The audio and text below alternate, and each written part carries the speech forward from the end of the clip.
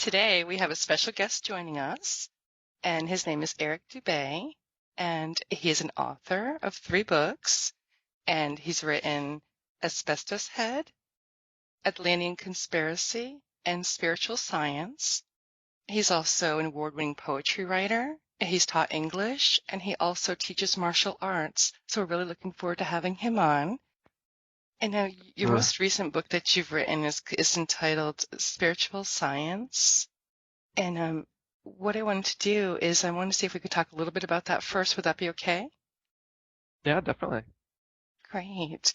And now, in your book, you basically took classical physics versus modern or new physics, and you really did a great job actually breaking it down into layman's terms and I think made like a handbook for life really with that. In your book, you asked and answered a few questions, and I wanted to ask you some of them on air. One of them is, who are we? Or who aren't we? Are we our physical bodies? No, I don't believe that we are. No? No, I Uh, think that's the lowest form of what we are actually.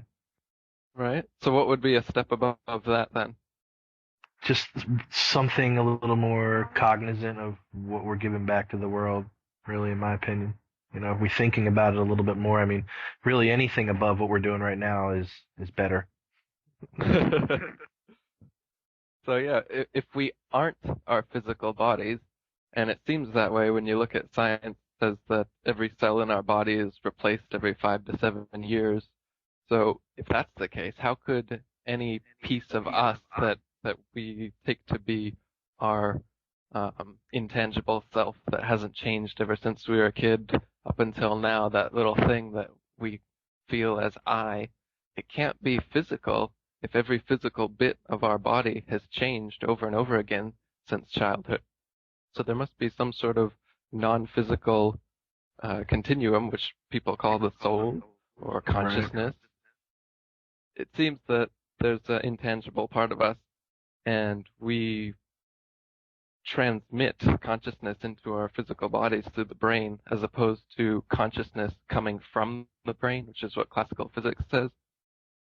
Instead, I argue that consciousness is a priori. Consciousness is what comes first. And in fact, the one consciousness, infinite consciousness, God, whatever you'd want to call that, that would be the first thing before the Big Bang.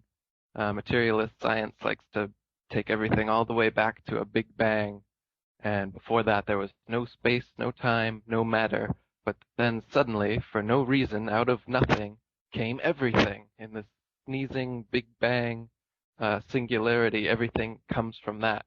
And so it starts with stars and suns and moons and planets, and then water, and then life comes out of the water and changes from form into form, from a fish to a frog to a monkey, and then to humans. And somewhere along all that, consciousness just magically comes into existence. That's the scientific materialist paradigm. They'd like you to believe that for no reason, nothing became everything we see today.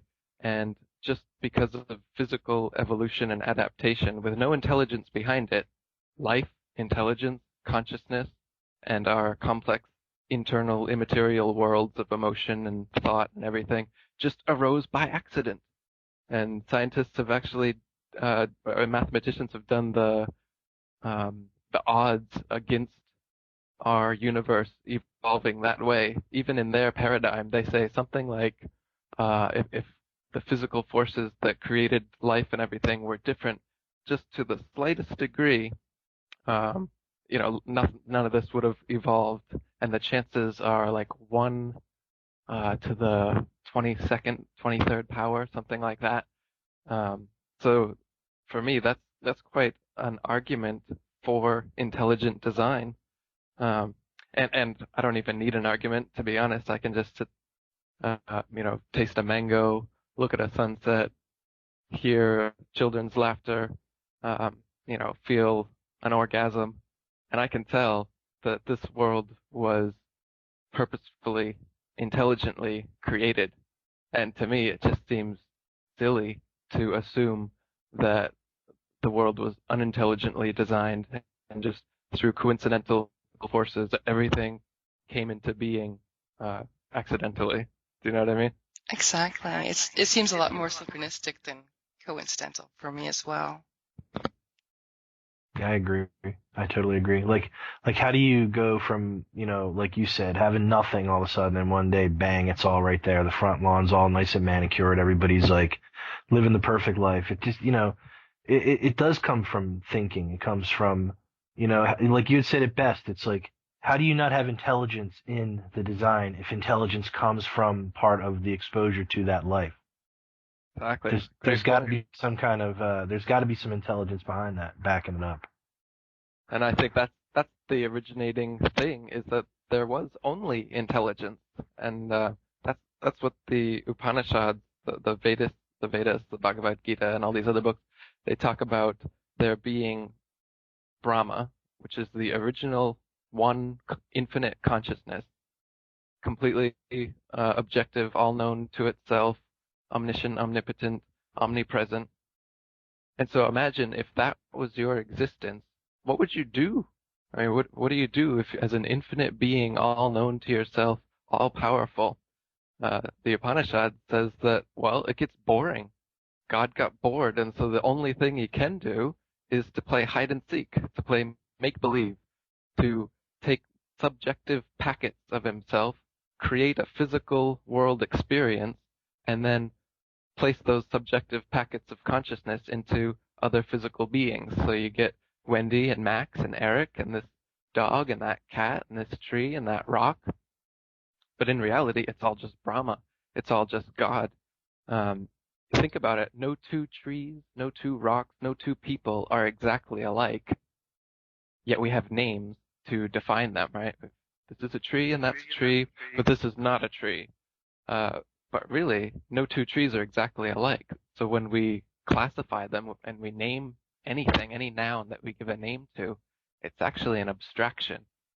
There really aren't, there really isn't a thing tree, because every example we have of it is different.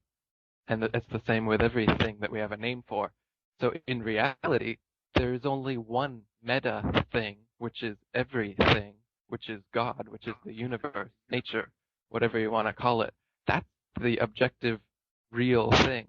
And then the maya, the illusion, is this feeling of I am and I am not, this feeling of separateness, where you think you're Wendy and Max and Eric, as opposed to Brahma, just having this subjective experience on this physical plane as this physical being. Yet in reality, we're playing hide and seek. We're experiencing and playing in this physical world because that's all there is to do when you're God. There's nothing else to do but to fake yourself into that you're God, and then fractally shooting down subject packets of your consciousness into little, physical beings that can all interact with each other. And then you have this cyclical nature of forgetting that you're God, and then suddenly, slowly remembering, hey, wait a minute, you're not Wendy, I'm not Eric. We're all God. All this is God. All this is one thing. Everything is in motion too. Is another point, from galaxies down to molecules and atoms. Everything's in motion. Nothing is still. So if everything is always in motion, how can there be separate things? There's just one continual dance of this energy. So no two things are exactly alike, and everything is in motion. That's So the case, then there must only be Eric, one is true thing. what you're saying, Eric, is that if there is a God, or God is up there and he's basically trying to figure out what to do next. Basically, what I'm saying is, like, if you got a God up there who's more or less trying to run a show, and he's just looking down on this world like it's an experiment, like you had said, what is he going to do with all this free time? He's well scheduled out, but in this time he's got to create something to amuse himself.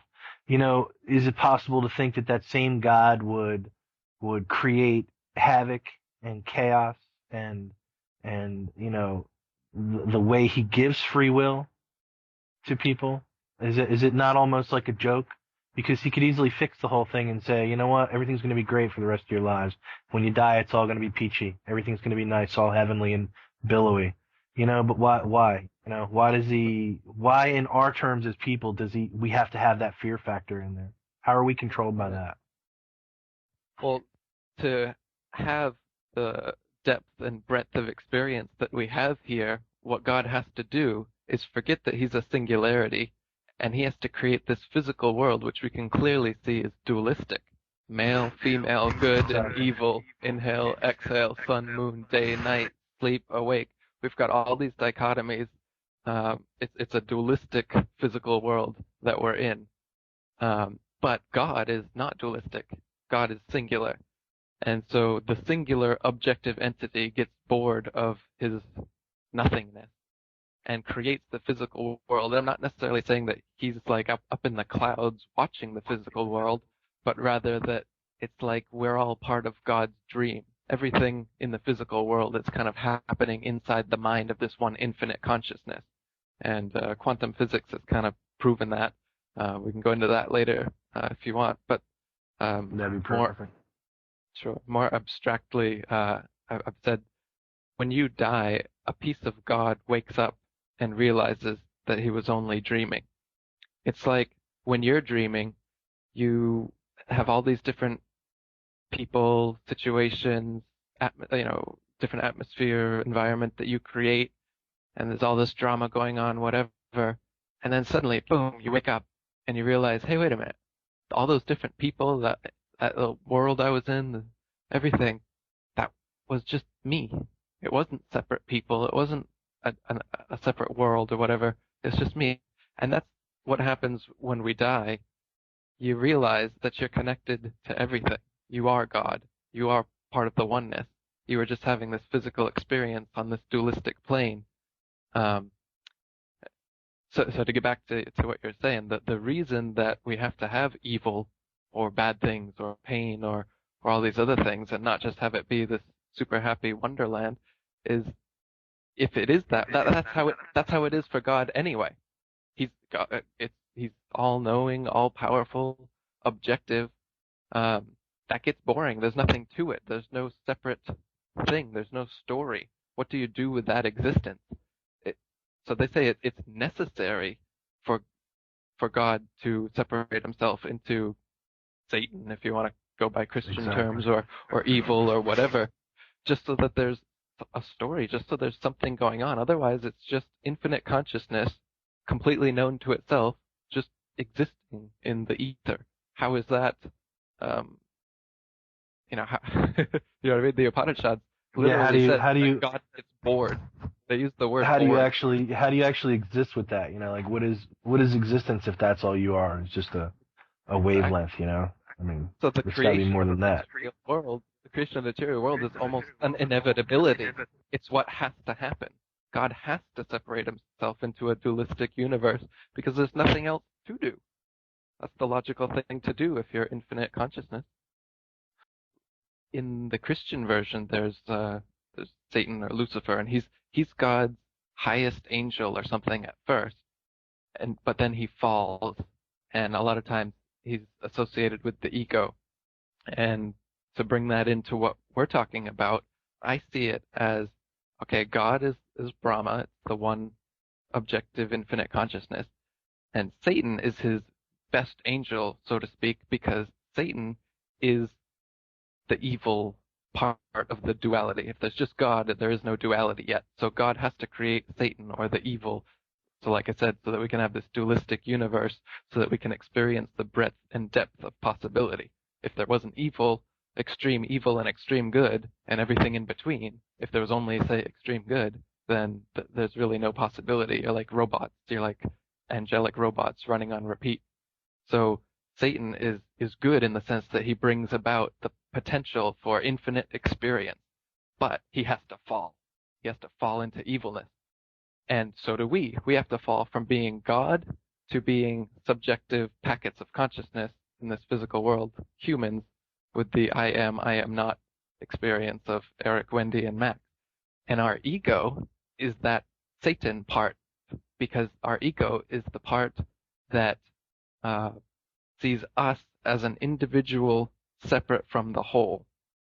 But in reality, we are the whole. We're God. We're not Eric. We're not Wendy. We're God. Exactly.